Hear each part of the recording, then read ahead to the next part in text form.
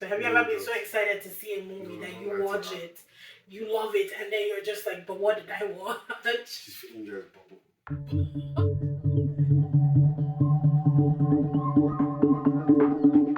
Hi people, yeah, we're finally here to give you our review of Spider-Man Across the Spider-Verse, and we were supposed to do an out of cinema review, but we caught the last showing, and we ain't that young no more, people. Speak for yourself.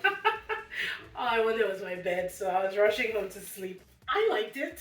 I thought that they could have upped the speaking volume of the entire movie a little bit more, because the soundtrack and all the songs that were playing were kind of overshadowing the dialogue, and I couldn't really hear, especially Gwen's monologue in the beginning, and then some parts of the middle, and again in the end. Gwen's monologue in the end. I don't know what happened, but the sound technicians, they have to fix it. I feel like it's an easy fix for them. It's just turning down the volume of the songs or turning up the volume of... I didn't notice that. You didn't. You couldn't. I could barely hear what she was saying in the beginning. Maybe your ears were already too tired and going to sleep. I'm pretty sure a lot of people on the internet agree with me, because I know I've read something about that. I enjoyed the movie. I thought it was amazing. It's one of the best, not just comic book movies, but movies ever made to me. And this is a movie that is not just about Miles Morales.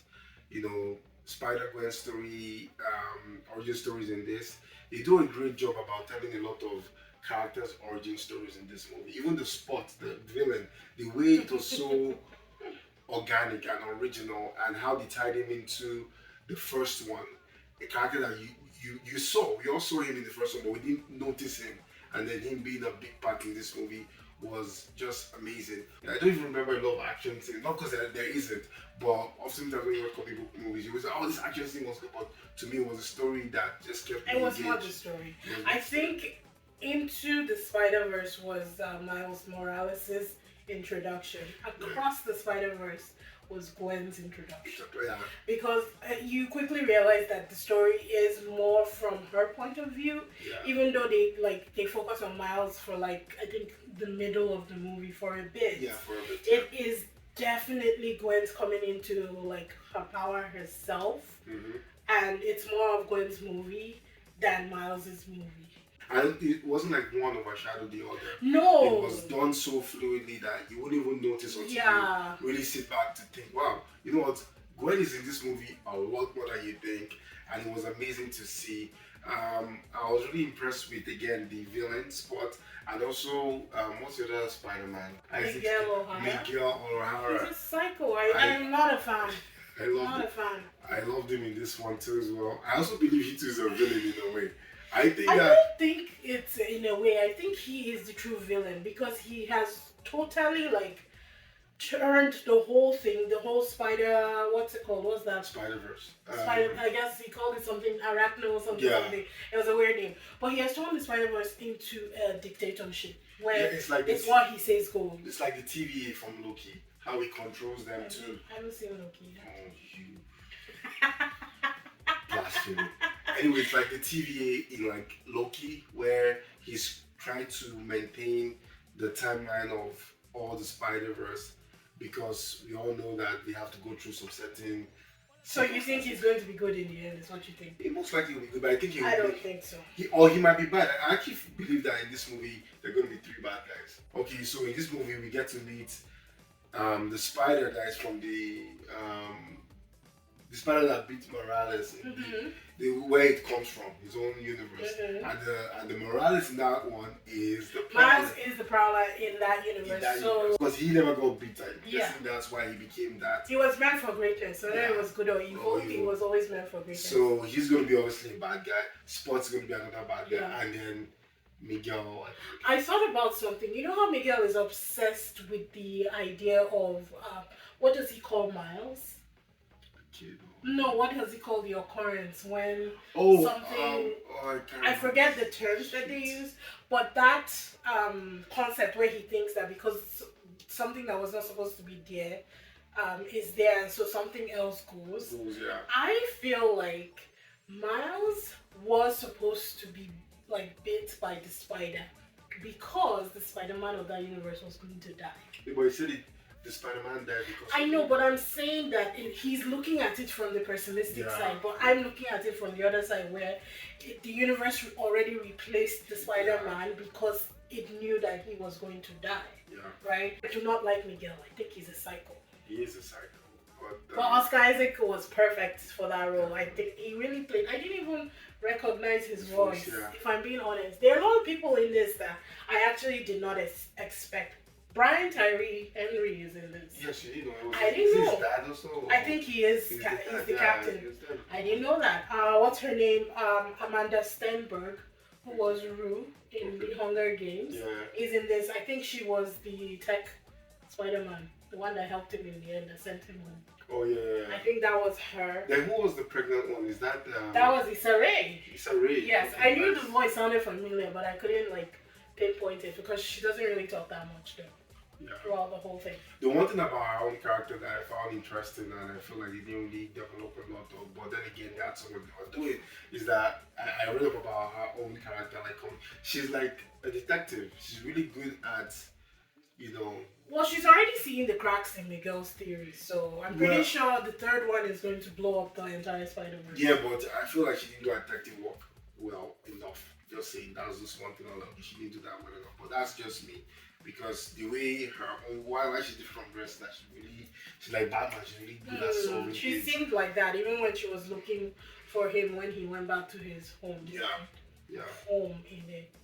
No, but it was good. I even like the fact that they had Childish Gambino in it. Yeah. Because he's been rumored to play the live action version of Miles Morales for forever, It's never, I don't think it's going to come through. But I like that they still found a way to include him. He was a prowler in that one though. Oh, was he? Yeah, it wasn't Malboro, it was a prowler. No, I thought it was great. It ends on a cliffhanger. It ends on a very good cliffhanger. Good one.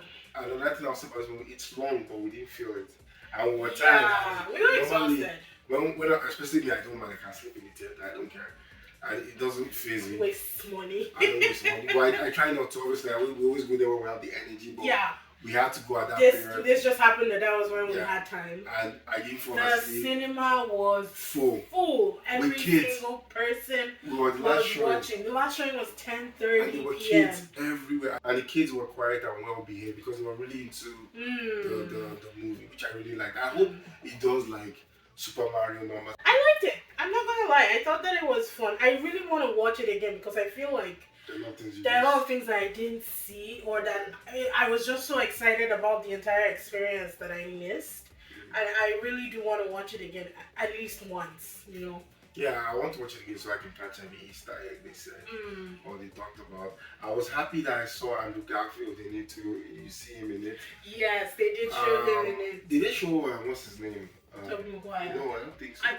They didn't show. I don't think they showed him. No. Did they show anyone from his universe in this? No, I'm not they sure. Probably did and we didn't see. They probably did because they showed Tom Holland in a cartoony version. Yes. And they also showed obviously Childish Gambino as Prowler. So I'm guessing they did something with Tobey Maguire's universe that we didn't just notice. And that's why it would be beneficial. It would be good if we could watch it again at least once. It's just that there's so much coming out in June that I don't see that happening right now. Yeah.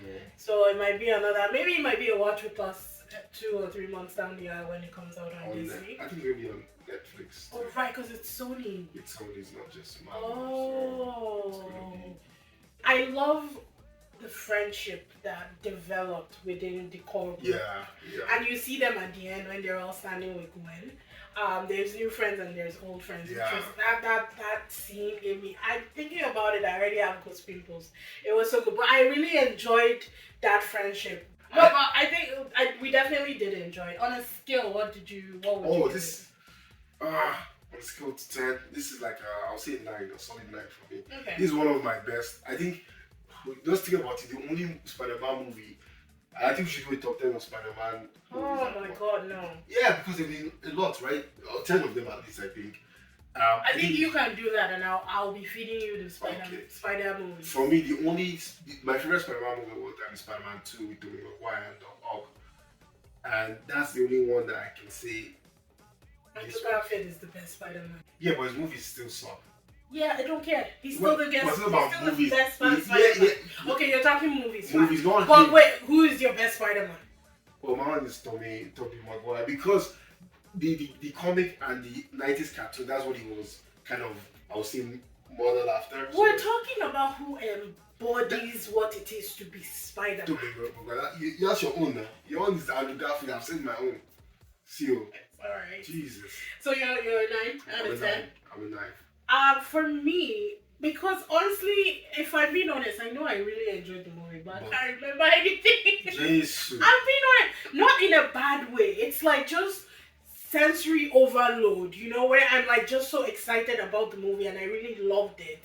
So But I can't remember. For me, I'll give it an 8.5. Blasphemy.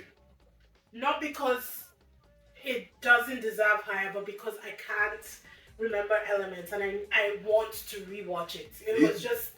It just came at me like real quick. Yeah, do you think you don't remember elements because it was too long and...